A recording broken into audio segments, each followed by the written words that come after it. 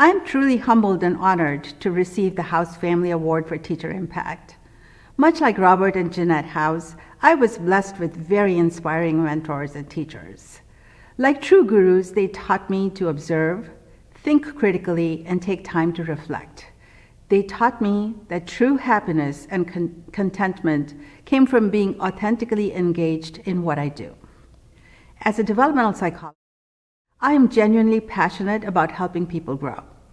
I continually see myself as a work in progress and encourage my students to focus on learning and developing rather than focusing on scores or grades. I try to align experiences with desirable difficulties so they can truly engage with the course content. As a cultural psychologist, I am attuned to and respect their unique circumstances and values. So I guess, in some ways, I am just paying forward for what I feel indebted to my teachers.